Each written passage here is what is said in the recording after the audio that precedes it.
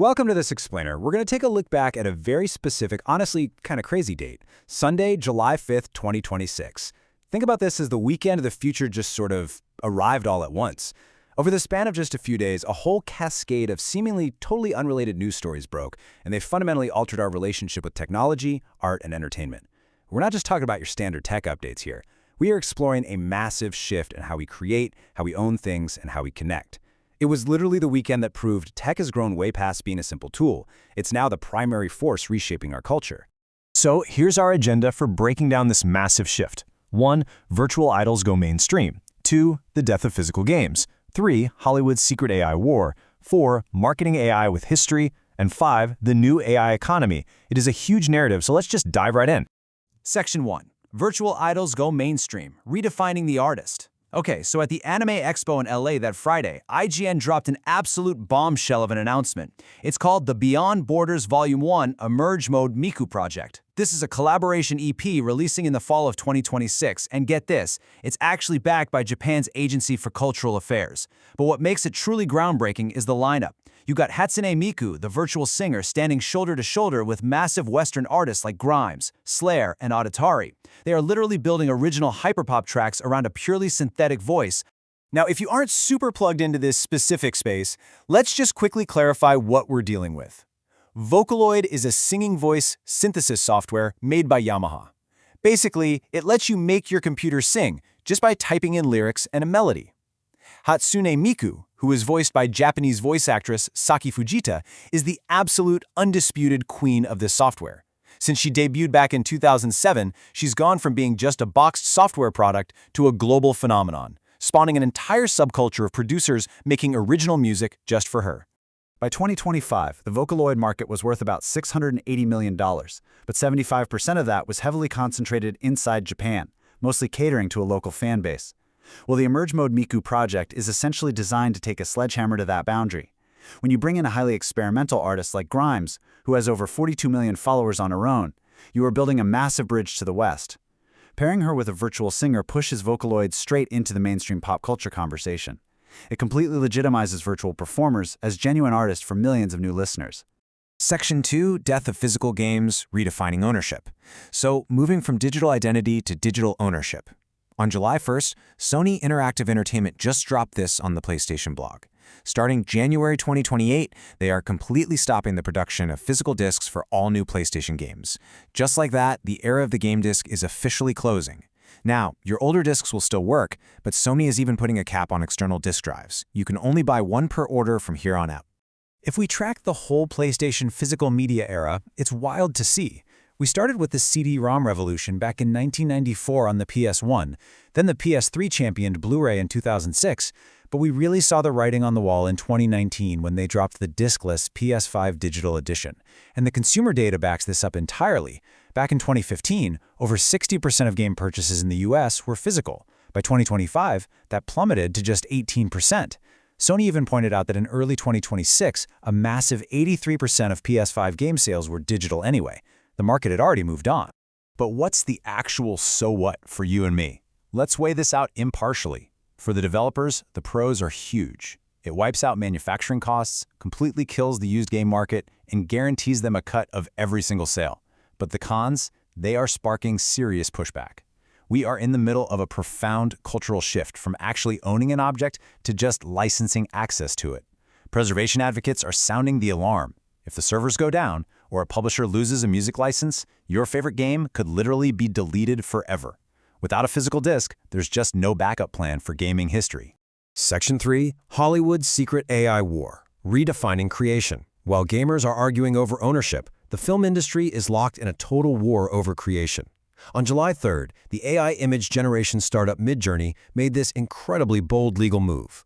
They filed a formal request in a California federal court, straight up demanding that Disney, NBC Universal, and Warner Bros. Discovery disclose every detail of their own internal use of AI.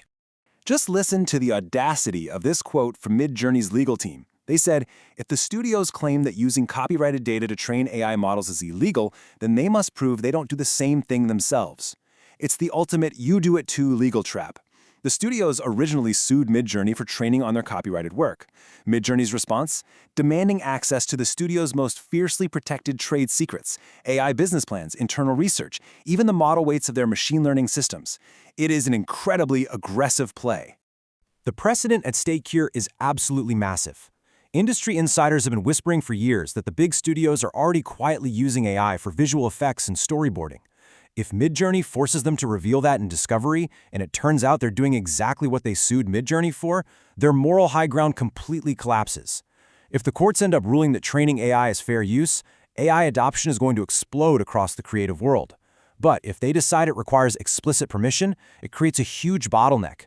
This single case could literally set the rules for the future of AI development. Section 4. Marketing AI with History. The Google Gemini ad. This whole tension around AI brings us right to July 4th, 2026, the 250th anniversary of American independence. Google decided to celebrate by dropping a 65-second ad that became an instant cultural flashpoint. The tagline was "Group Project, but make it 1776." It was this incredibly slick, high-production commercial imagining what it would look like if Thomas Jefferson and the Founding Fathers used Google Workspace and Gemini AI to draft the Declaration of Independence. As you can probably guess, the reaction was fiercely polarized. Was it creative satire or historical disrespect? A lot of marketing professionals loved it. They praised the humor and the production value, saying it brilliantly positioned Google Workspace as this essential teamwork tool by putting it in a familiar, funny context. On the flip side, critics and conservative commentators were absolutely outraged.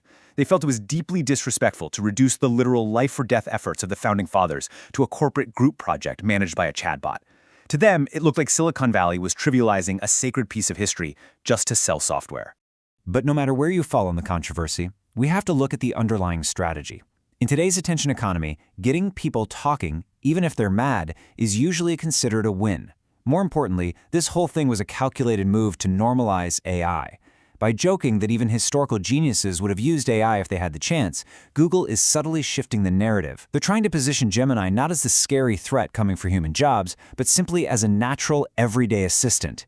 It's an attempt to soothe our collective anxiety about AI by wrapping it up in relatable, everyday humor. Section 5. The New AI Economy. Redefining infrastructure. All right, let's talk about the plumbing, the underlying tech economy that's actually going to power all these digital transformations. On July 3rd, the blockchain project Moonbeam announced an absolutely massive migration. They are completely packing up and leaving the Polkadot ecosystem to move to Base, which is the Ethereum Layer 2 network developed by Coinbase. This isn't just swapping servers. Moonbeam is entirely pivoting its business model to become a decentralized communication network specifically built for AI agents. When you look at the metrics, it completely makes sense why they set a strict July 31st deadline for this move. If you're building a network where autonomous AI agents need to constantly talk to each other and execute thousands of microtransactions a second, you simply cannot afford medium to high gas fees or 6-second delay times. Base gives them ultra-low fees, 2-second transaction speeds, and the massive liquidity and credibility of being backed by Coinbase. The crypto market immediately agreed. Moonbeam's token jumped 31% in just 24 hours. This is literally the infrastructure for our AI future being laid down right now. Speaking of the AI economy, here's a number that had everyone talking that same weekend: $55.30. That was the price a platform called Chat Playground AI was charging for a lifetime unlimited plan. That's a 91% markdown from $619. For $55, they're getting you a single interface to access over 20 top-tier AI models. We're talking GPT-4o, Claude Sonnet 4, Gemini 1.5 Flash, DeepSeek V3, all of them. I know what you're thinking. It sounds way too good to be true, right? Well, let's bust the jargon on how this actually works. Chat Playground AI uses what's called an API arbitrage model. They aren't licensing the models directly. They're just buying public API access in massive bulk and reselling it to you, front-loading their cash flow with this lifetime deal. But you really have to read the fine print. They specifically reserve the right to cap your requests or pull access to certain models later on. And the biggest catch? In the startup world, a lifetime deal almost never means your lifetime, it means the lifespan of the company. It's an awesome budget hack to try out different models for sure, but that word unlimited has some serious asterisks attached to it. So, let's zoom out. When you take all these events from July 5th, 2026 and put them together, the through line is completely undeniable. You've got Hatsune Miku bridging the gap to make virtual idols mainstream pop stars. You have Sony killing off physical discs, redefining what it even means to own the media we buy. You've got Hollywood locked in a legal war that questions the very nature of human copyright. And you've got crypto infrastructure rapidly pivoting to build an economy for AI agents. Technology has entirely outgrown its status as just a tool. It is the foundational force actively rewriting our culture. And that leaves us with a pretty massive final thought. The wave of the digital future is already in motion. We are rapidly transitioning from physical ownership to digital licensing, from purely human creation to AI collaboration, and from niche internet subcultures to global mainstreams. As we all navigate this new reality, the question really isn't whether these changes are going to happen. They already are. The real question is, how are you going to adapt, and what uniquely human values are you going to fight to preserve in the process? Thank you so much for joining me on this explainer. Keep questioning, keep learning, and I'll catch you next time.